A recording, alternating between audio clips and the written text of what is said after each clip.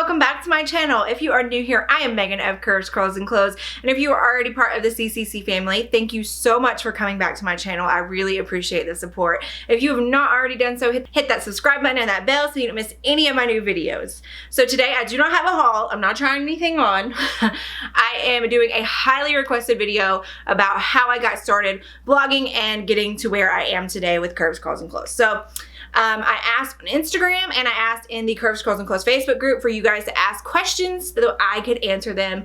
And I'm just going to tell you a little bit about how I got to where I am today. So first of all, I started Curves, Curls, and Clothes about 7 years ago. And at that time I was in an apartment and I started it by taking outfit selfies in the mirror because I got a lot of questions when I would wear clothes out about where to get good plus size clothes. And so I was like, I should start doing this, like putting it out there. I didn't even know that like being an influencer was a thing at that point in time. I just started, I really wanted to share my outfits and where I got stuff with other plus size girls because growing up, I've always been plus size, and I grew up in a time where there wasn't a lot of options in the plus size world when it came to clothes. I ordered a lot of stuff from Delia's and I ordered a lot of stuff from the JCPenney catalog and it was like I could just hop online and order some cute plus size clothes. My mom luckily was super supportive and she would like go through the catalog with me and help me pick out stuff and order stuff for me to wear because I was so into fashion and style, but there wasn't a lot of options for plus size girls. So once I got older and there became more options for plus size clothes, I wanted to show other plus size girls how to dress their body, put outfits together, and that you can be plus size and still dress cute and fashionable and trendy and find your style. So that is why I started Curves, Curls, and Clothes. And I did it about 7 years ago, just taking outfit selfies in my mirror in my bedroom and posting them on Instagram. That's how it started. There wasn't a blog, there wasn't a YouTube channel. I just started on Instagram.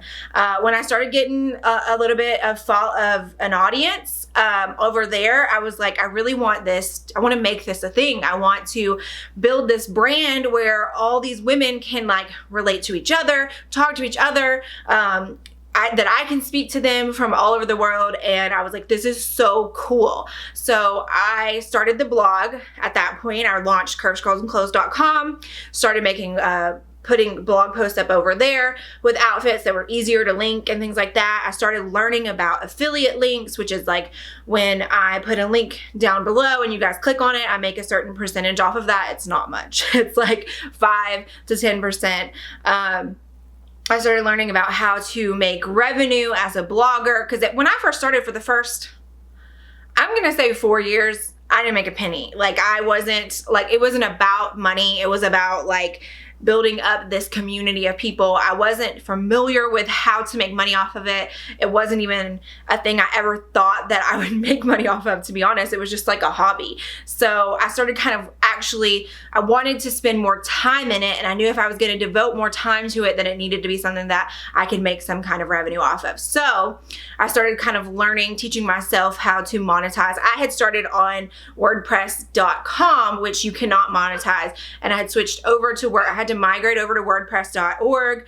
I had to teach myself all of that. Like I didn't have the money to go out and like pay someone to do all of this stuff for me. So I had to like figure it out. It was a lot of Googling, a lot of YouTube watching, and I had to figure it out on my own, which was great because it taught me so much. But I moved over to WordPress.org where I could monetize by using Google Ads on my website, which again doesn't make you a lot of money.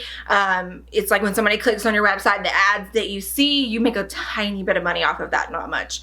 YouTube, you don't make a lot of money unless you get just crazy views and like you have a ton of subscribers. You don't make a ton of money off of just views on YouTube unless you're getting hella views. So I started kind of like figuring out ways to like earn money doing it.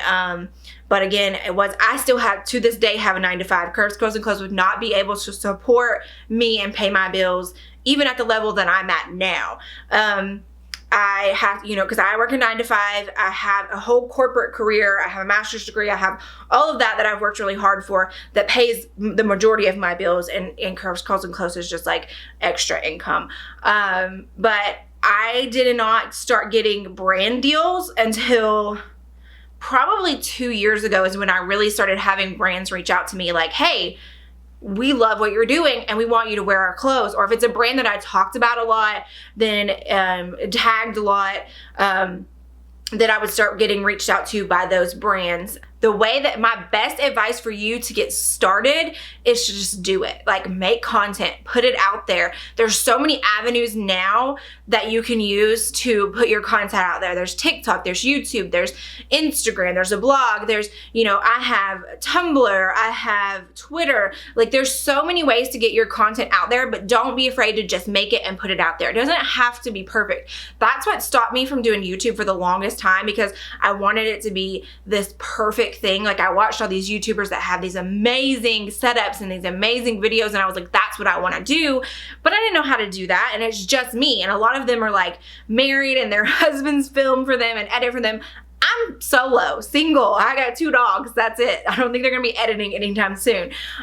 So I, you know, had to figure it out by myself. Like, and I was like, but I really want to do YouTube and I want to do video content. So I started YouTube just myself. I started sitting here like I am now, filming. I edit myself.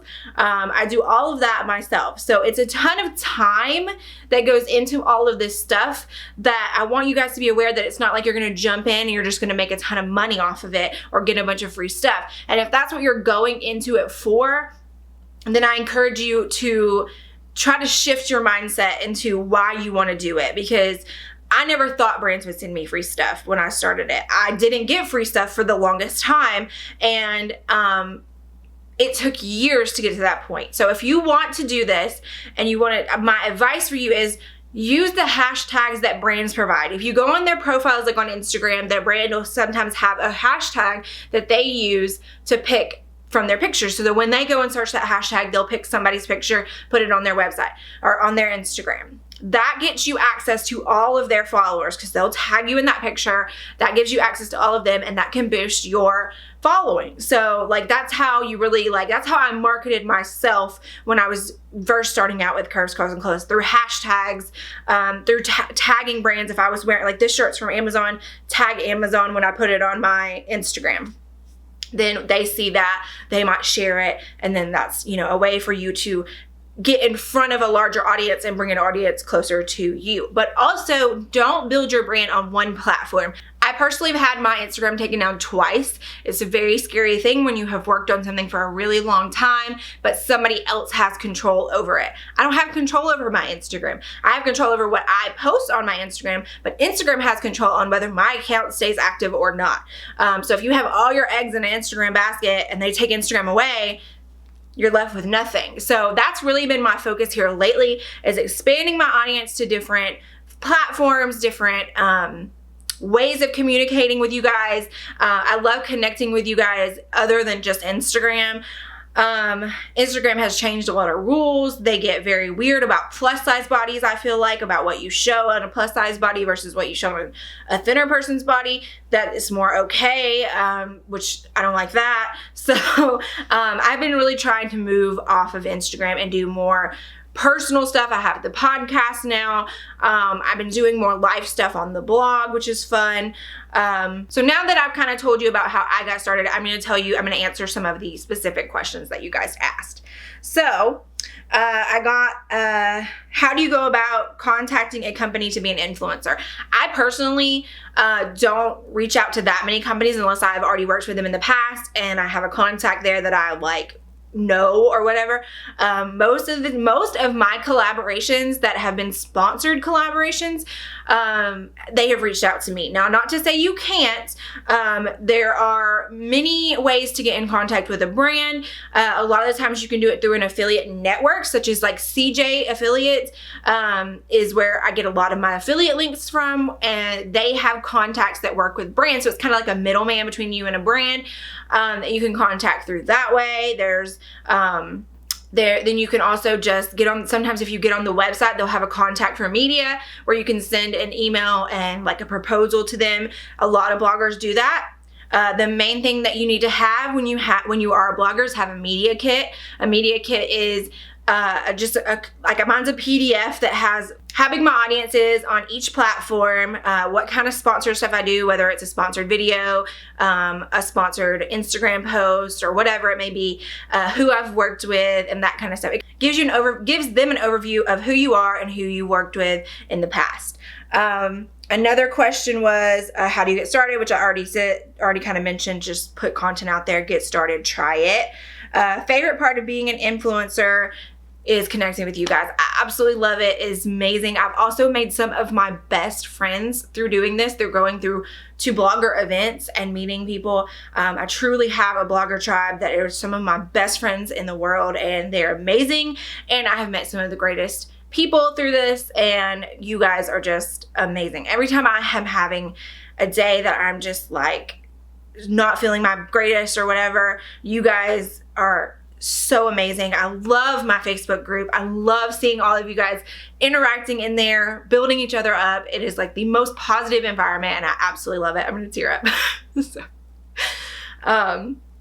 It's just so, like, I had never in a million years thought it would grow to what it has, and I'm so thankful. Oh my God. Okay, let me get back to the questions before I start bawling on camera.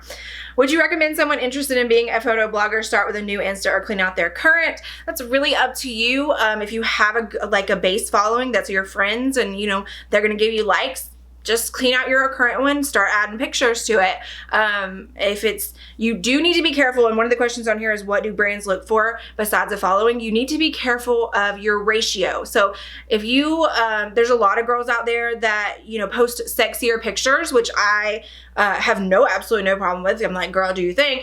But your ratio of men to women can be bad for you in a brand aspect. So if a brand is wanting you to wear their clothes, it's because they're thinking that your audience is mostly women, because women are going to buy the clothes from their brand. So they want to advertise to a majority of women. So if the majority of your followers are men, that's not going to look good to a brand that you would be somebody that they would want to wear their clothes. You know what I mean? So ratio is very important. So what kind of stuff that you put on your Instagram, who you're drawing in, is important to brands, and your ratio. So can you handle multiple entrants with blogging? I personally, most of the time, do style, but I have been branching out to more life, home decor. I feel like my vibe is like, it expands to my house and my home and all, you know, everything in my life. So I like to share all of that with you guys, and you can be a lifestyle blogger and you can share all of that. How do you promote yourself? I kind of talked about that, using hashtags. How do you get on PR lists? Again, you can search and Google PR lists. Sometimes there might be a PR contact that you can email and get on a PR list. How do you define what is brand and off-brand for you? How do you determine your rate card? I know what... If I don't like it, I'm not going to tell you guys that I like it. So to me, if I don't like it, it's off brand. The stuff that I tell you guys about is the stuff that I love, that I wear, and that's on brand for me. Now you're not going to see me out doing like sex toys or anything like that. To me, that's just not my vibe. I don't have anything against it. Your girl's got some, but it's just not what I want to talk about on my channels. You know what I mean? So to me, everything that comes in, I have to decide, is it on brand or off brand for me? But most of the time, if I like it, it's on brand, and I'm going to share it with you guys. And you know, over on the podcast, I talk about all kinds of stuff. So that's a totally different vibe over there. What's the worst experience you've had with a clothing brand?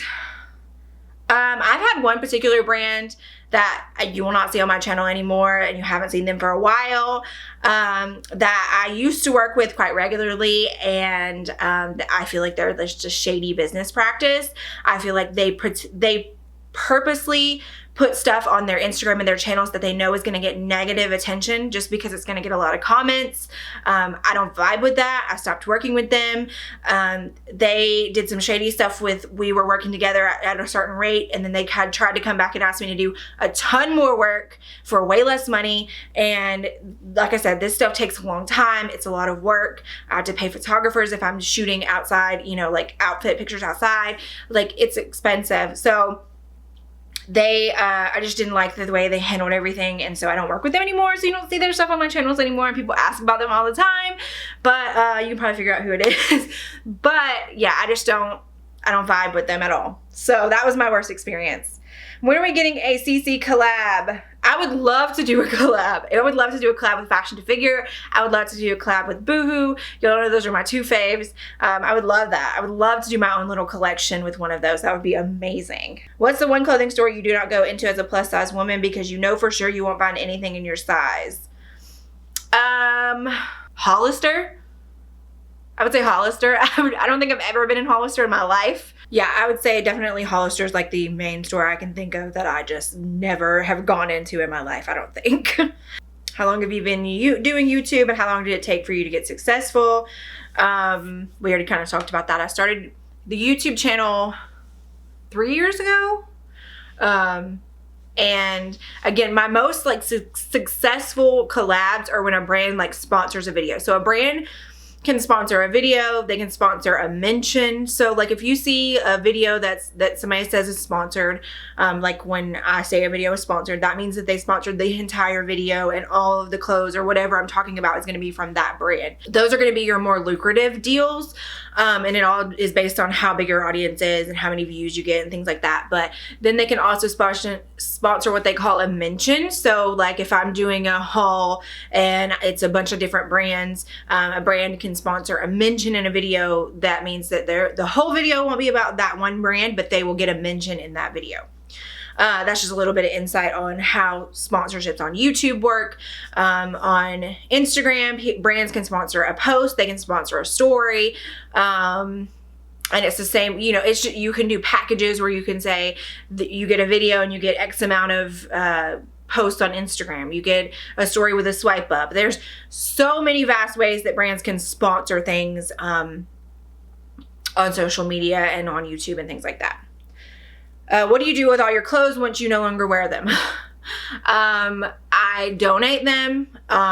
If it's something that has been given to me, then I donate a lot of stuff, a ton of stuff. I have a ton of stuff to go to donation, actually right now in my garage. Other stuff I sell on Poshmark if it's stuff that I've bought myself. I give away stuff to friends all the time, and then I have way too many clothes that I just keep. I have a whole bedroom that has been turned into my beauty room that is just full of clothes that I have got to get rid of. So I do have a Poshmark at CCC Megan if you want to go and check that out. Stuff sells out really quickly on there, so I'm not really sure at the moment what all is available, but I do work with Poshmark monthly to put more stuff on there. So that is one way I do it. What are companies looking for on your page besides followers in order to offer you free or discounted clothing to advertise for them? We kind of talked about that with ratios. They're looking at the way you engage, the things you post about, the things you say, if they want to align themselves with you. So you just got to be aware of that kind of thing. Do you make money when someone clicks maybe a link tree of yours or uses a discount code? I personally don't make money off of discount codes. Any coupon codes that I give you are things that I have asked the brands for to help you guys out. A lot of brands don't just have coupon codes or give you coupon codes. That's something I specifically asked for you guys. I don't make any money off of those. But I do make money off of links, like I said, affiliate links that I list below. I do make money off of those, a very, very small percentage. It depends on the brand, how much you make on clicks and things like that. You don't make anything on clicks. You only make money if somebody purchases an item from your link. So there's that. Do you wish you would have known from the what do you wish you would have known from the very beginning? I think I wish I would have known how to treat it as a business from the very beginning. I feel like I definitely just did it as a hobby from the very beginning, which I love that aspect of it too. So it's kind of like a double-edged sword because I love that I just treated it as a hobby for a while, but it is something that I hope to grow into being my full-time gig eventually. I think I go back and forth about that, and I also wish I had known how toxic it can be. The negative comments, the people telling me things about my body, that there are their opinions. It's very toxic. The things that you work so hard, I work so hard on these videos. Like I said, I film them, I edit them, I put them up, and for people to just like make negative comments for no reason it can be very hard mentally. You know, when brands share your pictures, when they're big brands, Lane Bryant, Torrid, stuff like that, people just rip you down in the comments. Women ripping other women down is just crazy to me. It's something I cannot wrap my mind around, and it can be so toxic, and sometimes I just cannot look at the comments, because even as me, you know, I'm a human. Like, I consider myself a very confident person, but I'm still human, and it is very toxic sometimes to see, and very mentally damaging. So I wish I had known to be prepared for that when I first started, because it's definitely taken some tough skin developing to really deal with that kind of thing. Do you feel like influencing can help someone maybe start a modeling career outside of IG and YouTube? This is a question I get a lot. How do I be a model? I did modeling, and I got modeling jobs from being an influencer. Yes. Did I enjoy modeling? Absolutely not. It was not for me. If modeling is something you want to do, definitely influencing or building up a brand and an audience can definitely help you reach brands and get modeling jobs. That's how I got them. Modeling was not something I set out to do. It's not something I enjoy. I went to LA. I did the modeling thing. It's hours of standing in heels that normally don't fit you, in clothes that might not fit you, in clothes that you might not like, for not a lot of money. And I just did not enjoy that aspect of it. I want to wear what I want to wear. I love style. I love putting together looks, and that's not what modeling is about. Modeling is you're just a blank canvas for a brand to put clothes on, and it just was not for me. Now, if you do want to model, if that is your passion, then I would say build an audience. Still put content out there. Be aware of the content you're putting out there, but still put content out there, because when you go to castings, they ask you about your follower numbers. That is 100% true. So if you have an audience already, it does help you get modeling jobs. Am I a model? No. Do I want to be a model? No. Do I have any advice for you to be a model? Not really, because it wasn't really the path that I was going down. But like I said, it did get me some jobs having an audience. But then also just go to castings, have a really good comp card. And just put your pictures out there. Do I need to learn hair and makeup to be successful? I don't think you have to learn hair and makeup to be successful, but I think you have to have, I like to look presentable when I'm on camera. I like to look presentable when I'm shooting. Now, you could totally pay someone to do your hair and makeup for shoots and filming and stuff like that, but it's, I love hair and makeup as well. It's something that I have always been passionate about. So it's just another aspect of my brand, is doing my own hair and makeup. But I don't think you absolutely have to. I just think it would save you some money if you know a little bit about it and how to do your own, at least. And yeah, that's, you don't want to get out and show off an outfit looking crazy. You want to have something going on. But yeah, so I don't think that it's necessarily to make you successful, but I think it does help, and it saves you some money. So, but yeah, this video is going to be hella long, so I'm going to cut it off right here. If you have any additional questions that you want me to answer, you want me to do a part 2, I'm totally cool with that. Just drop your questions down in the comments below. So I hope I didn't ramble too much in this video. I'm so used to getting on here, doing my hauls, and getting off. So yeah, but this was kind of fun, just sitting down and talk with you guys. So if you have any questions and you want me to do another Q&A, I would be glad to. Just drop them down below. I will see you guys in my next video.